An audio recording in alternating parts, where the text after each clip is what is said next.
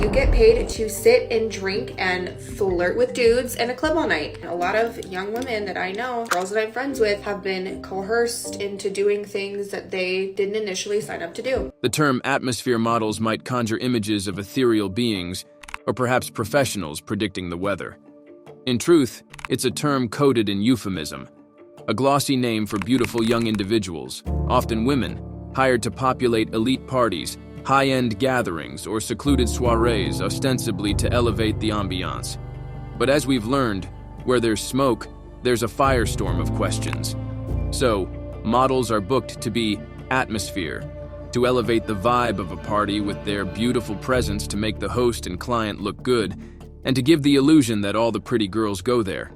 It's big in New York and Los Angeles, and a lot of times agency models will get booked to do it through their agency. It's easy money and the girls generally stick together. This is the harmless type of atmosphere modeling.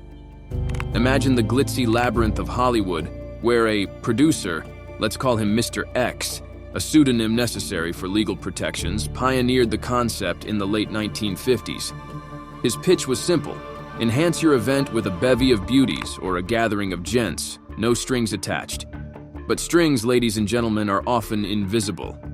Enter Cassandra, an aspiring actress from small-town America lured by the city of angels' shimmering promise.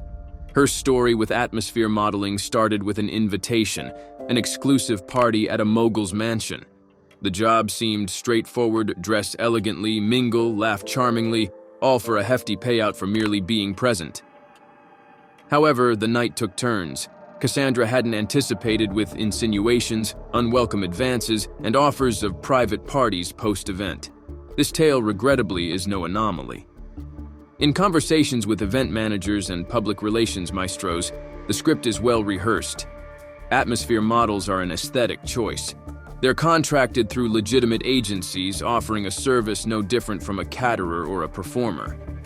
But off the record, the confessions seep out. Accounts of models receiving bonuses for extra services, blacklists for those who don't play ball, and the high-end clients who expect far more than pretty faces in the crowd. The legal tapestry here is as tangled as one might expect. Prostitution, the exchange of sexual services for monetary compensation, is clear-cut in law but murkier in practice. Atmosphere models, on paper, receive compensation for their presence. Any transactions beyond are clandestine, muddying waters already stirred by confidentiality agreements and the powerful elite's protective barriers. Dr. Lillian, a psychologist specializing in social and behavioral studies, highlights the operation's manipulative brilliance. It's all about the illusion of choice. These models aren't forced into anything, they're choosing this lucrative path. Yet when the environment, the pressure, and the insinuations are orchestrated, how free is that choice? Here lies the crux, the moral ambiguity teetering on a razor's edge. In today's interconnected world, this industry doesn't just thrive in the dim lights of decadent parties. It's adapted, evolved, and gone digital. Encrypted chats, online catalogs with coded languages, and virtual parties are the new fronts. Anonymity emboldens, and digital footprints vanish without a trace, making accountability a ghost in the machine. We received countless stories, each a different shade of the same color. Anastasia recalls being flown to exotic locales under the pretense of modeling gigs that ended up being private events with aggressive patrons. Evelyn speaks of the golden cage, the money and lifestyle forming invisible bars, the shame and stigma silencing voices. I was once approached to be an atmosphere model at Club Rehab back in 2003. Some of my acquaintances had done it and told me that only a few months of work there and I could come back home and buy a house, just like they had. They really tried to convince me to come with them on the next trip. I did not go. I do not regret my decision in any way. I knew that these people were up to no good. They may have big houses, but they have sad and dark souls. What does this industry mirror about society? The glorification of wealth, the objectification masked as admiration, the power imbalances riding on gender and economic disparities? Or is it a consensual transaction between adults, a simple matter of supply and demand? The debate rages, the lines blur, and the reflections are uncomfortable.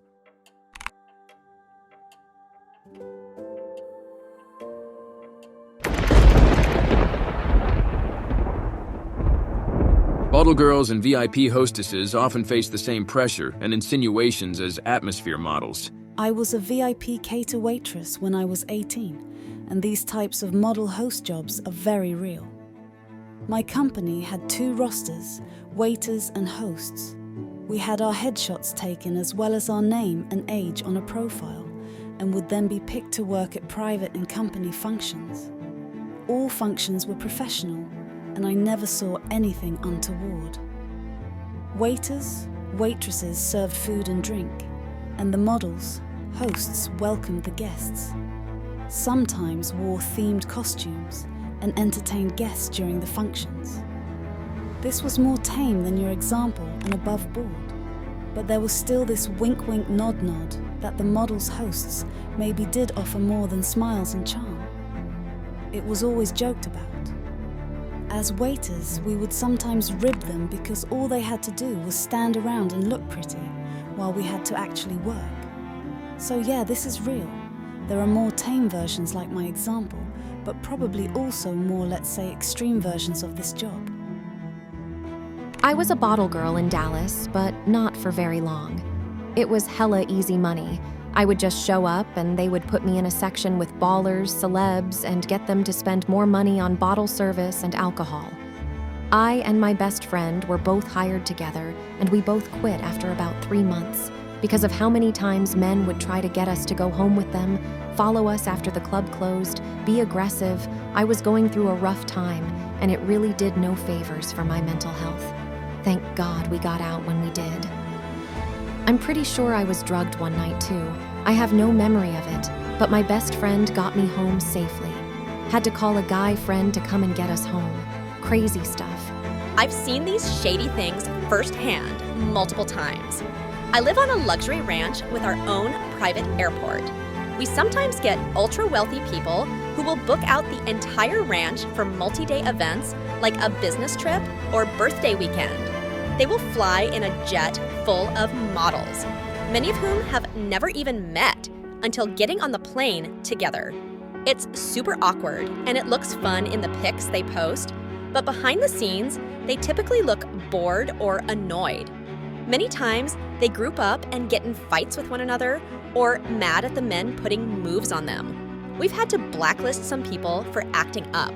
I have some wild stories for sure. We've pretty much stopped accepting these types of groups now. We don't want any association or involvement with these types of people, regardless of the amount they are willing to pay.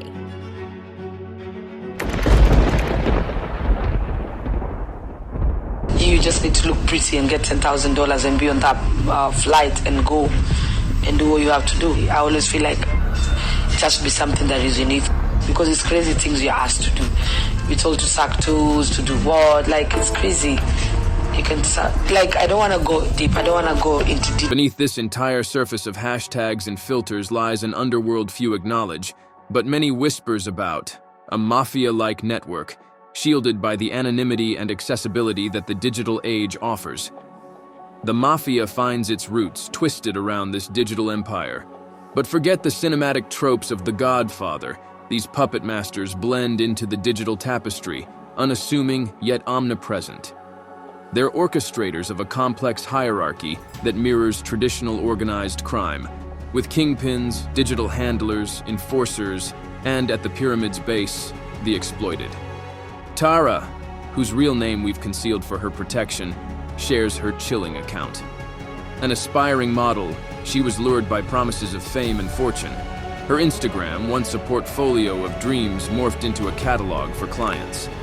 Direct messages weren't from adoring fans, but prospective buyers. Yet, Tara's story twists further. She wasn't under the proverbial pimp's hand. Instead, she was ensnared by an intricate web, a mafia structure offering protection, clientele, and a cut of her earnings. It's a modern echo of age-old exploitation, masked by a veneer of digital independence. This mafia, as our investigations highlight, doesn't communicate through blatant propositions.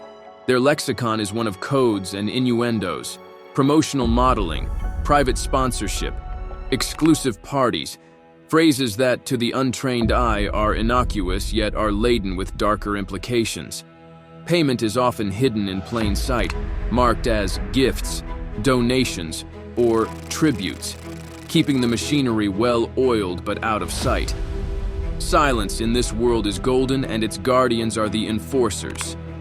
They're not the muscle-bound bouncers, but hackers, digital warriors skilled in surveillance, ensuring allegiance through blackmail, cyber threats, and online reputation assassination. Their message is clear: betray the network, and your digital life is as good as dead. Instagram, for its part, is engaged in a continual game of whack-a-mole, battling against these hidden enterprises. With algorithms designed to detect and suspend nefarious activities and collaborations with law enforcement, it's a war fought in the back alleys of the internet. Yet, as fast as profiles are flagged and removed, new ones emerge, a hydra in digital form. Don't pay for sex. Subscribe to our channel for free and stay safe.